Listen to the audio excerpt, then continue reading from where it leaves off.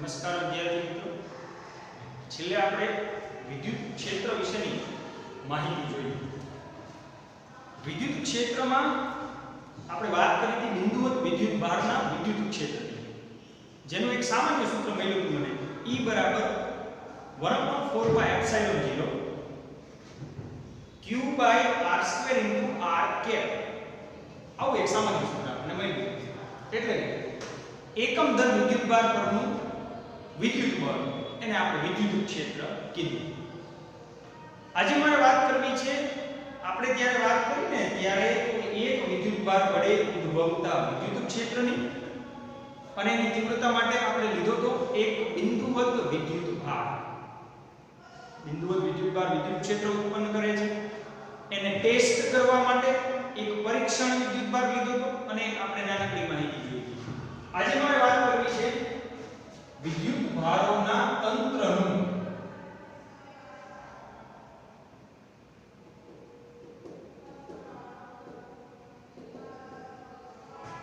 વિદ્યુત ભારોના તંત્ર માટે પરિણામી વિદ્યુત ક્ષેત્રની વાત કરવી છે. વિદ્યુત ભારોના તંત્ર માટે એક વિદ્યુત ભાર હોય એના વડે ઉદ્ભવતું વિદ્યુત ક્ષેત્ર સામાન્ય સૂત્ર અનુસાર kq/r² × r કેપ થાય. ધારો કે હું n વિદ્યુત ભારનું તંત્ર લઉં છું. કોઈ એક વિદ્યુત ભાર q1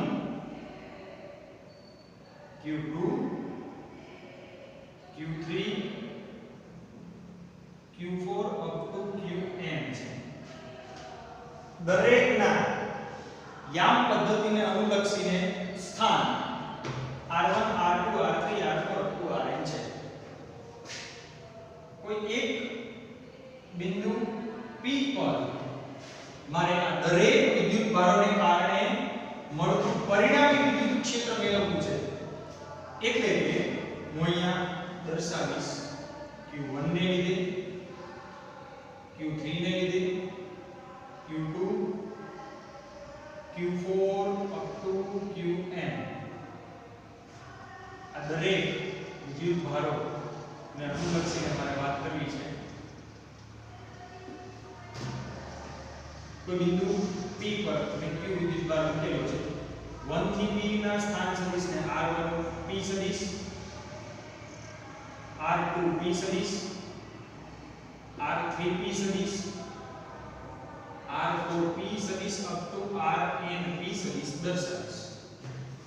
મારે આ p પરનું પરિણામી વિદ્યુત ક્ષેત્ર E મેળવવું છે, અથવા હું એને EP કહીશ. p પરનું પરિણામી વિદ્યુત ક્ષેત્ર.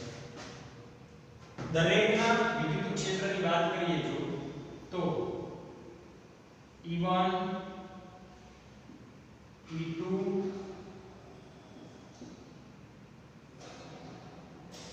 En E4 એવી જ રીતે અહીંયા મળશે મને E3 વગેરે વસ્તુ. એનું પરિણામી ક્ષેત્ર મારે બિંદુ P પાસે મેળવવું છે. તો એનો મતલબ એવો થશે કે બિંદુ P પાસે મારે પરીક્ષણ વિદ્યુત ભારને લાવવો પડશે. આ પરીક્ષણ વિદ્યુત ભાર બિંદુ P પાસે મને પરિણામી વિદ્યુત ક્ષેત્રની તીવ્રતાનું મૂલ્ય આપશે. એના માટે હું વાપરીશ વિદ્યુત ભારોના તંત્ર માટે સંપાતકણાનો સિદ્ધાંત. જે સિદ્ધાંતને શેમાં વાપર્યો હતો? વિદ્યુત બળ પરિણામી વિદ્યુત બળ n વિદ્યુત ભારોના તંત્ર માટે પરિણામી વિદ્યુત બળના કિસ્સામાં આપણે એનો ઉપયોગમાં લીધો હતો. વર્ણનાત્મક રજૂઆત જોતા જઈએ. ધારો કે q1 q2 q3 up to qn વિદ્યુત ભારોના યામ પદ્ધતિના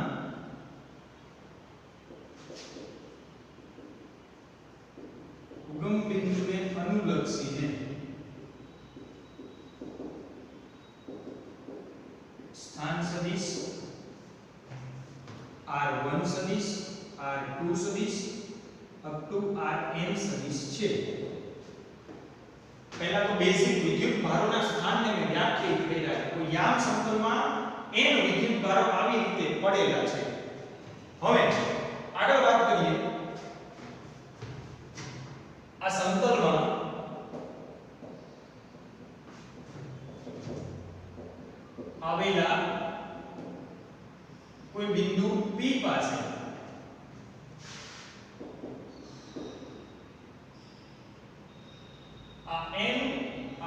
ભારોને લીધે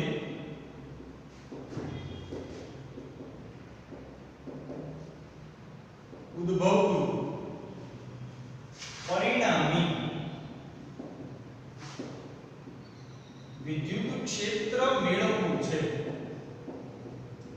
આપણું કાર્ય છે મારી પાસે n વિદ્યુત ભારો છે n વિદ્યુત ભારો વડે બિંદુ P પાસે મારે પરિણામી વિદ્યુત ક્ષેત્ર મેળવવું છે સૌપ્રથમ લઈશું પહેલા મુદ્દાની અંદર q1 વિદ્યુત ભારથી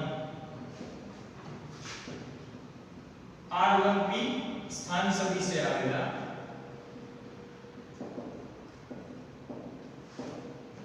બિંદુ P પાસેનું વિદ્યુત ક્ષેત્ર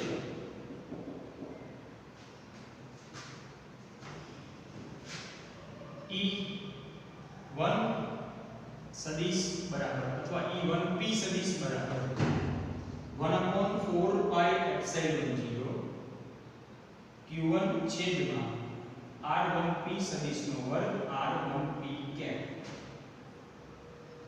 બહુ વ્યવસ્થિત રીતે સૂત્રને આપણે અહીંયા વ્યાખ્યાત્મક રજૂઆતમાં જોઈશું q1 ને લીધે r1p સ્થાન સદિશે આવેલા બિંદુ P પાસેનું ક્ષેત્ર q1 વિદ્યુત ભારથી આજે ઉત્પન્ન થાય છે વિદ્યુત ક્ષેત્ર એ કોના લીધે થાય છે q1 વિદ્યુત ભારને લીધે અથવા આપણે અહીંયા શબ્દમાં શબ્દ પ્રયોગ છે જે ચેન્જ કરશું q1 વિદ્યુત ભારને લીધે એટલે આપણે સ્પેસિફિકલી એવું દર્શાવી છે અહીંયા કે માત્ર મેં જે વિદ્યુત ક્ષેત્ર દર્શાવ્યું છે q1 ને લીધે જ છે તે જ પ્રમાણે વાત કરીએ આગળ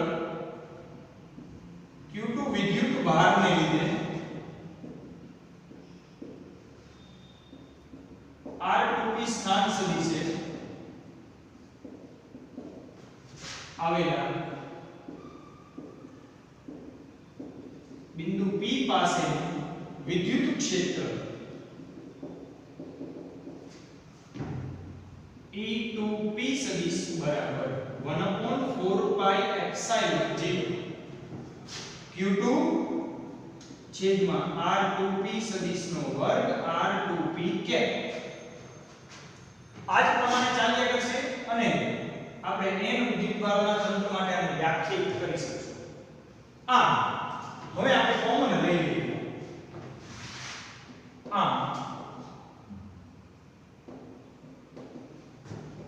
બિંદુ P પાસે સંપાતપણાના સિદ્ધાંત અનુસાર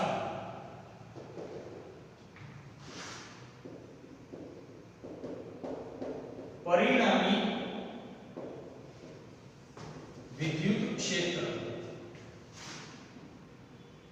EP સદિશ બરાબર E1p સદિશ પ્લસ E2p સદિશ પ્લસ અપ ટુ ENP સદિશ થાય દરેક સ્વતંત્ર વિદ્યુત ભારો વડે ઉત્પન્ન થતા વિદ્યુત ક્ષેત્રનો વૈજિક સરવાળો થાય એટલે બિંદુ P પાસે જો મારે વિદ્યુત ક્ષેત્ર મેળવવું હોય તો મારે દરેક સ્વતંત્ર વિદ્યુત ભારો વડે ઉત્પન્ન થતા ક્ષેત્રનો સરવાળો કરવો પડે સૂત્ર અનુસાર જો કિંમત મૂકતો જાઓ તો 1/4 પાઈ એપ્સિલોન 0 q1 છેદમાં r1p સદિશનો વર્ગ r1p cap 1/4 pi epsilon 0 q2 છેદમાં r2p સદિશનો વર્ગ r2p cap plus up to 1/4 pi epsilon 0 qn છેદમાં rnp નો વર્ગ rnp કેપ આ મુજબ મને પરિણામી વિદ્યુત ક્ષેત્ર મળશે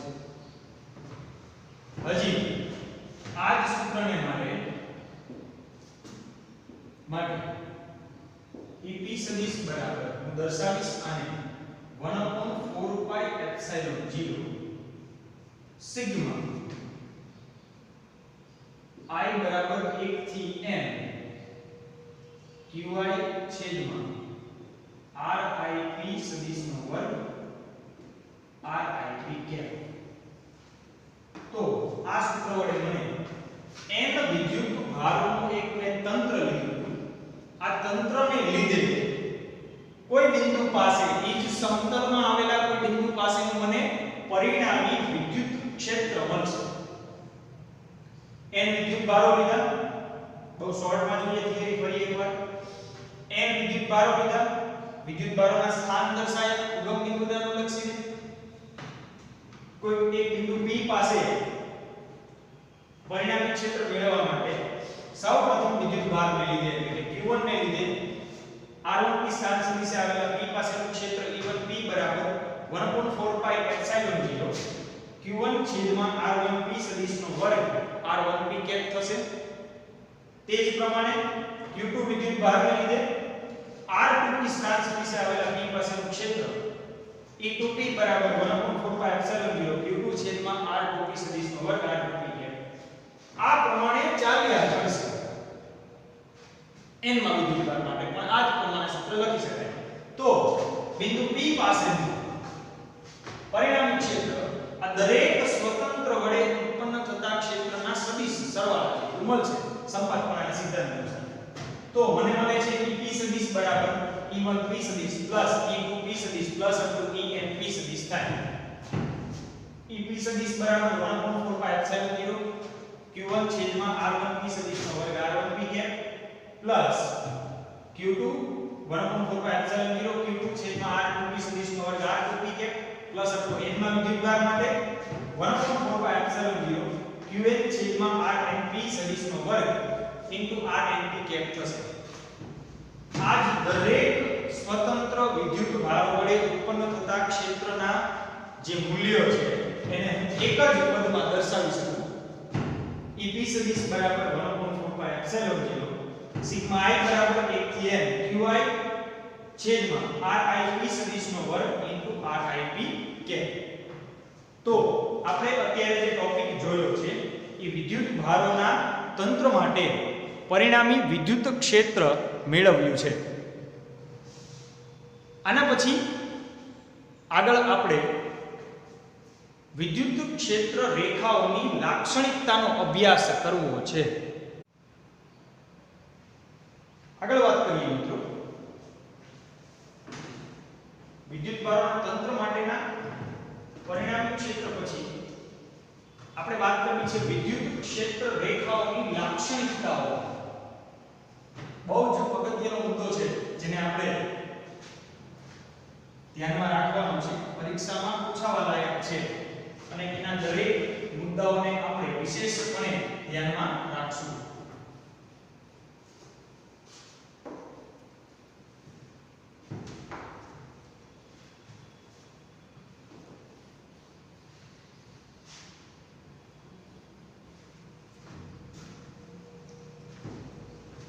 હવે વાત કરીએ મિત્રો આપણે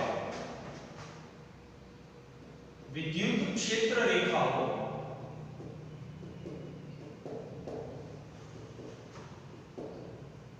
ઓની લાક્ષણિકતાઓ જણાવો અથવા વિદ્યુત ક્ષેત્ર રેખાઓના ગુણધર્મો જણાવો. આ બે મુદ્દા આપણે બે કોમન શબ્દથી આ થિયરી પૂછાઈ શકે છે. સૌપ્રથમ વાત કરીએ પહેલો મુદ્દો વિદ્યુત ક્ષેત્ર રેખાઓ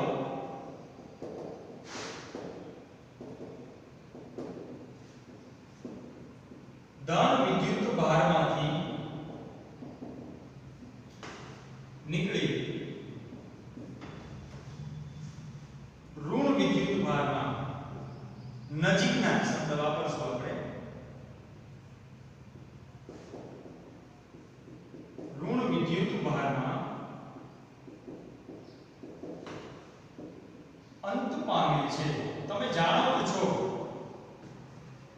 ધન વિદ્યુત ભારની ક્ષેત્ર રેખા ધન વિદ્યુત ભારથી બહારની તરફ ત્રિજ્યાવર્તી દિશામાં હોય.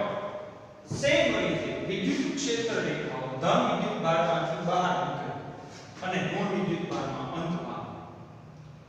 પણ પાછો પ્રશ્ન એવો થાય કે એક જ વિદ્યુત ભાર તંત્ર માટે એને પણ આ મુદ્દામાં લઈએ. જો એક જ વિદ્યુત ભાર હોય તો અનંતથી આરંભ કે અંત પામે છે.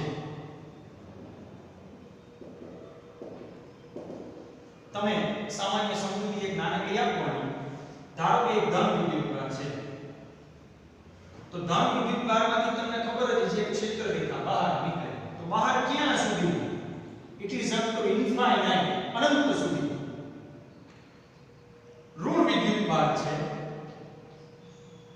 ઋણ વિદ્યુતભાર માટે ક્ષેત્ર રેખા અંદર તરફ હોય તો એનો સિમ્પલ મીનિંગ એવો થાય છે કે આનો આરંભ જો અનંતથી થયો હોય તો અંત વિદ્યુતભારે થાય. આનો આરંભ વિદ્યુતભારથી થયો હોય તો અંત અનંતે થાય. શબ્દ વાક્યો છે ને, એક જ વિદ્યુતભાર હોય તો અનંતથી આરંભ, આ અનંતથી આરંભ કે અંત પામે છે, એટલે આ અનંતે અંત પામે છે. તો પ્રથમ મુદ્દાને આપણે બહુ વ્યવસ્થિત યાદ રાખશું વિદ્યુત ક્ષેત્ર રેખાની લાક્ષણિકતામાં. સૌપ્રથમ મુદ્દો, વિદ્યુત ક્ષેત્ર રેખાઓ ધન વિદ્યુતભારમાંથી ઉત્પન્ન થઈ નજીકના ઋણ વિદ્યુતભારમાં અંત પામે છે. જો એક જ વિદ્યુતભાર હોય તો અનંતથી આરંભ કે અંત પામે છે, અનંતથી આરંભ કે અંત પામે છે. બીજા મુદ્દાની વાત કરીએ, વિદ્યુત ક્ષેત્ર રેખાઓ વિદ્યુતભાર વગરના અથવા વિદ્યુતભાર વિહીન વિસ્તારમાં વિદ્યુત ક્ષેત્ર રેખાઓ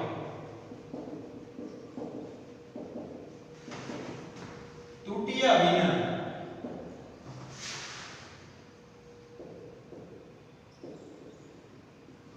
સતત વક્રો તરીકે લઈ શકાય છે.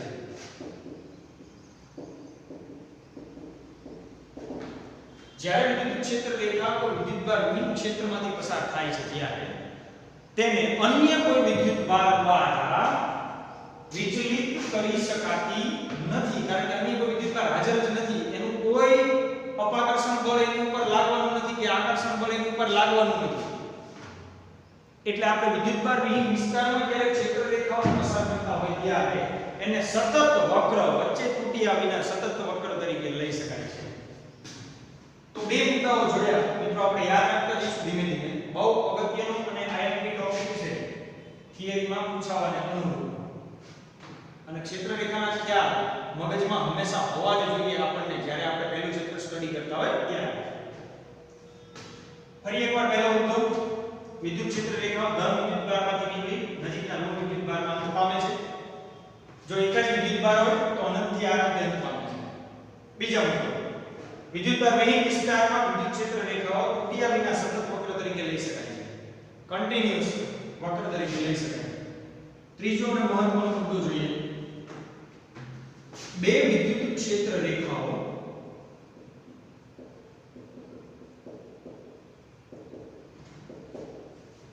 કદી એકબીજાને છેદતી નથી. બે વિદ્યુત ક્ષેત્ર રેખાઓ કદી એકબીજાને છેદતી નથી. જો શું થાય પરિસ્થિતિ, આ એક ક્ષેત્ર રેખા છે, આ બીજી ક્ષેત્ર રેખા છે. ધારો કે બંને અહીંયા એકબીજાને છેદે તો ક્ષેત્ર રેખા પરના કોઈ બિંદુએ દોરેલો સ્પર્શક, આગળના મુદ્દામાં આપણે જોઈએ, તે બિંદુએ ક્ષેત્રની દિશાનો ખ્યાલ આપે તો હું આ જ બિંદુએ મને વિદ્યુત ક્ષેત્ર આમ અથવા આમ બે અલગ અલગ દિશામાં હોવાનું સૂચવે. કોઈ એક જ બિંદુએ વિદ્યુત ક્ષેત્ર મારે આમ સમજવું કે આમ, જે શક્ય નથી. એટલે બે વિદ્યુત ક્ષેત્ર રેખાઓ ક્યારેય એકબીજાને છેદે નહીં. જો છેદે તો તમે જો અહીંયા કે છેદન બિંદુ પાસે દોરેલો સ્પર્શક, આ તો મેં સરળતા ખાતર તમને બે ક્ષેત્ર રેખાઓના છેદ બિંદુ પાસે બે સ્પર્શકો દર્શાવ્યા છે. ઘણી બધી ક્ષેત્ર રેખાઓ એકબીજાને છેદતી હોય તો એવે ઘણી દિશા સૂચવે અલગ અલગ ક્ષેત્રની. એક જ વિદ્યુતભાર માટે ક્ષેત્રની નિશ્ચિત કોઈ એક જ દિશા હોય, એટલે ક્ષેત્ર રેખા અથવા વિદ્યુતભારમાંથી ઉત્પન્ન થતી ક્ષેત્ર રેખા કોઈ એક નિશ્ચિત દિશા દર્શાવે છે. એના દરેક બિંદુએ આપણને એના સ્પર્શકની દિશામાં મળે. અહીંયા આ બિંદુ પાસે ક્ષેત્ર રેખાઓ બે જુદી જુદી દિશાઓનું સૂચન કરે છે, જે એટલે આ મુદ્દાને આપણે લખ્યું છે આપણે કે વિદ્યુત ક્ષેત્ર રેખાઓ કદી એકબીજાને છેદતી નથી, જો છેદે તો છેદન બિંદુ પાસે વિદ્યુત ક્ષેત્ર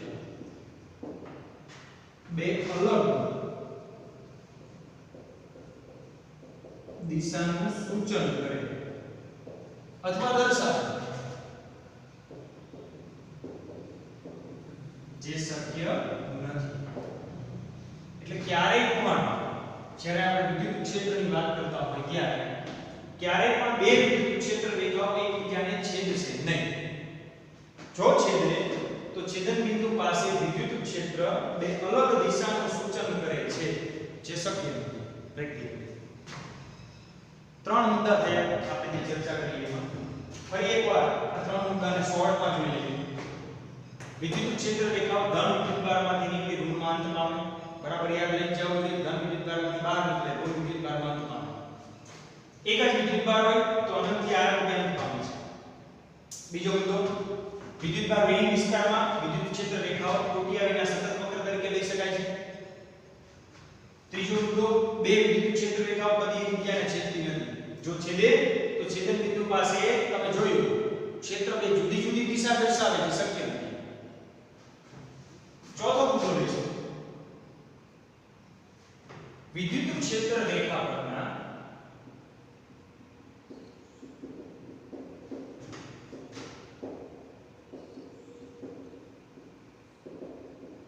કોઈ બિંદુ પાસે દોરેલો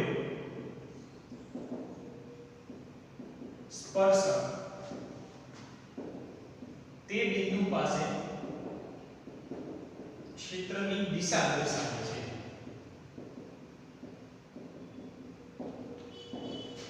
એટલે ધારો કે આપણો ક્ષેત્ર રેખા છે, હું આ બિંદુએ સ્પર્શક દોરું છું તો આ વિદ્યુત ક્ષેત્રની દિશા છે. હું આ બિંદુએ સ્પર્શક દોરું તો આ વિદ્યુત ક્ષેત્રની દિશા છે. આ બિંદુએ સ્પર્શક દોરું તો આ વિદ્યુત ક્ષેત્રની દિશા છે.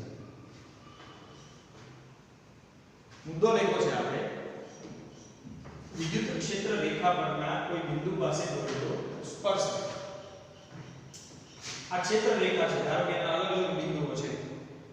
આ ક્ષેત્ર રેખા પરના કોઈ પણ બિંદુ પાસે દોરેલો સ્પર્શક તે બિંદુ પાસે બિંદુ 1 2 3 એને અનુરૂપ વિદ્યુત ક્ષેત્ર E1 E2 E3 દર્શાવે છે. એટલે ક્ષેત્ર રેખા પરના કોઈ બિંદુ પાસે દોરેલો સ્પર્શક તે બિંદુ પાસે ક્ષેત્રની દિશા દર્શાવે છે. તો આપણને આ ચોથો મુદ્દો મળ્યો જે વિદ્યુત ક્ષેત્રની દિશાનું ક્ષેત્ર રેખા પર સૂચન કરે છે. આગળ વધીએ પાંચમા મુદ્દા તરફ.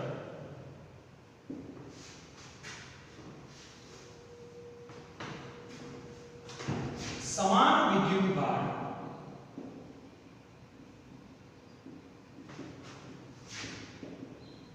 ધરાવતી ક્ષેત્ર રેખાઓ હંમેશા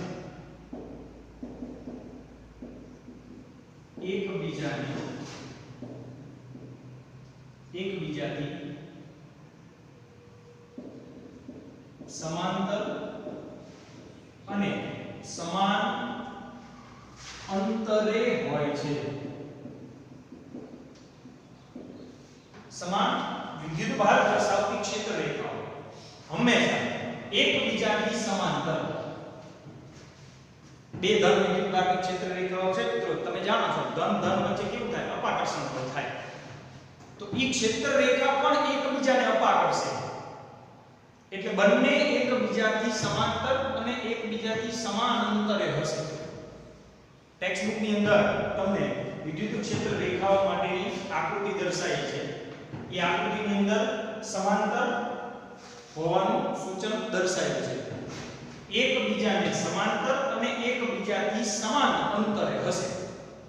ઈ ક્ષેત્ર રેખાઓ સમાન વિદ્યુતભાર તંત્રની હોવી જોઈએ. એક સમાન વિદ્યુતભાર તંત્ર હોવું જોઈએ. ધન વિદ્યુતભાર અથવા ઋણ વિદ્યુતભાર. એની ક્ષેત્ર રેખાઓ હંમેશા એકબીજાથી સમાંતર અને એકબીજાથી સમાન અંતરે હોય છે. તો અત્યારે આપણે વાત કરી મિત્રો એમાં આ પાંચમો મુદ્દો સમાન વિદ્યુતભાર ધરાવતી ક્ષેત્ર રેખાઓ એકબીજાને સમાંતર અને સમાન અંતરે હોય છે. સ્ટેપ બાય સ્ટેપ તમારે વિદ્યુત ક્ષેત્ર રેખાઓની લાક્ષણિકતાઓ છે એને તમારે ધ્યાનમાં લેતું જવાનું છે. આગળ વાત કરીએ આપણે પાંચ મુદ્દાઓને આવરી લીધા છે. પ્રથમ મુદ્દો છે ધનમાંથી ઉત્પન્ન થાય ઋણમાં અંત પામે. બીજો મુદ્દો છે તૂટ્યા વિના સતત વક્ર તરીકે લઈ શકાય છે. ત્રીજો મુદ્દો છે બે ક્ષેત્ર રેખાઓ એકબીજાને છેદતી નથી, છેદે તો છેદન બિંદુ પાસે વિદ્યુત ક્ષેત્રની અલગ દિશાનું સૂચન કરે જે શક્ય નથી. ચોથો છે વિદ્યુત ક્ષેત્ર રેખા પરના કોઈ બિંદુ પાસે દોરેલ સ્પર્શક તે બિંદુ પાસે ક્ષેત્રની દિશા દર્શાવે છે. સમાન વિદ્યુતભાર ધરાવતી ક્ષેત્ર રેખાઓ હંમેશા એકબીજાથી સમાંતર અને એકબીજાથી સમાન અંતરે હોય છે. છઠ્ઠો મુદ્દો જોઈએ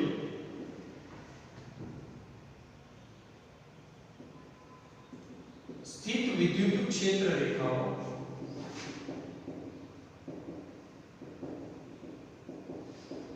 ક્યારે બંધગાળો રચતી નથી.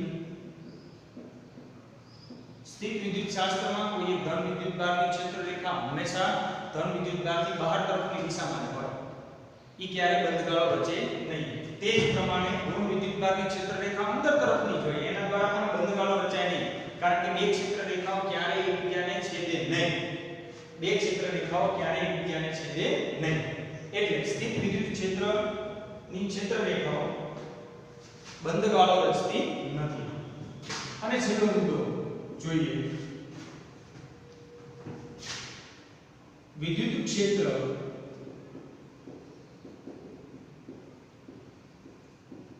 પ્રબળ હોય ત્યાં ક્ષેત્ર રેખાઓ વધુ ગીચ હોય છે, જ્યારે નિર્બળ હોય ત્યાં ક્ષેત્ર રેખાઓ છૂટી છૂટી હોય છે.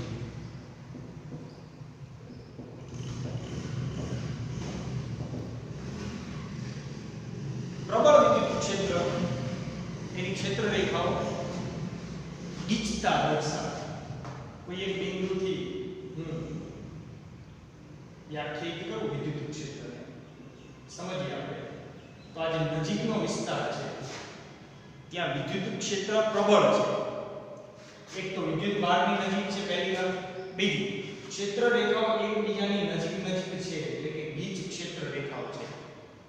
જ્યારે હું દૂરના વિસ્તારની વાત કરું તો આ ક્ષેત્ર રેખાઓ એકબીજાથી દૂર દૂર છે. એકબીજાથી દૂર દૂર છે એટલે કે ક્ષેત્ર રેખાઓ છૂટી છૂટી જોવા મળે ત્યાં વિદ્યુત ક્ષેત્ર નિર્બળ હોય, અને જ્યાં ક્ષેત્ર રેખાઓ ગીચ જોવા મળે ત્યાં વિદ્યુત ક્ષેત્ર પ્રબળ હોય. એટલે મિત્રો આજે આપણે વાત કરીએ એમાં આ સાત લાક્ષણિકતાઓ વિદ્યુત ક્ષેત્ર રેખાઓની આપણે હંમેશા ધ્યાનમાં રાખશું. બહુ શોર્ટમાં સૌથી પહેલી લાક્ષણિકતા છે વિદ્યુત ક્ષેત્ર રેખાઓ ધન વિદ્યુતભારમાંથી નીકળી ઋણ વિદ્યુતભારમાં પામે છે. એક જ વિદ્યુતભાર હોય તો અનંતથી આનંદ અંત પામે છે. બીજું વિદ્યુતભાર વિહીન વિસ્તારમાં ક્ષેત્ર રેખાઓ તૂટ્યા વિના સતત વક્ર તરીકે લઈ શકાય. ત્રીજો મુદ્દો બે વિદ્યુત ક્ષેત્ર રેખાઓ કદી એકબીજાને છેદતી નથી. જો છેદે તો છેદન બિંદુ પાસે વિદ્યુત ક્ષેત્ર બે અલગ અલગ દિશામાં હોવાનું સૂચન કરે. આપણે વાત કરી બે ક્ષેત્ર રેખાઓ છેદે તો બિંદુ પાસે બે દિશા દર્શાવે જે શક્ય નથી. વિદ્યુત ક્ષેત્ર રેખા પરના કોઈ બિંદુ પાસે દોરેલ સ્પર્શક તે બિંદુ પાસે ક્ષેત્રની દિશા દર્શાવે છે. સમાન વિદ્યુતભાર ધરાવતી ક્ષેત્ર રેખાઓ હંમેશા એકબીજાથી સમાંતર અને સમાન અંતરે હોય છે. સ્થિત વિદ્યુત ક્ષેત્ર રેખાઓ ક્યારેય બંધગાળો રચતી નથી. અને છેલ્લો મુદ્દો વિદ્યુત ક્ષેત્ર પ્રબળ હોય ત્યાં ક્ષેત્ર રેખાઓ વધુ ગીચ હોય છે, અને નિર્બળ હોય ત્યાં ક્ષેત્ર રેખાઓ છૂટી છૂટી હોય છે. તમે આ આકૃતિમાં જોઈ શકો છો. તો આ સાત મુદ્દાઓ, સાત અગત્યના ક્ષેત્ર રેખાની લાક્ષણિકતા સૂચવે છે. એટલે મિત્રો જ્યારે આપણે ક્ષેત્ર રેખાઓની લાક્ષણિકતાની વાત કરીએ ત્યારે આપણે હંમેશા વિદ્યુત ક્ષેત્ર રેખાઓની લાક્ષણિકતા, એની પ્રકૃતિ એને હંમેશા આપણે ધ્યાનમાં લઈશું. બહુ અગત્યનો ટોપિક અને વ્યવસ્થિત તમારે યાદ રાખવાનું છે સમજીને. હવે પછીના ટોપિકની ચર્ચા આપણે આગળના વિડિયોમાં કરશું. Thank you.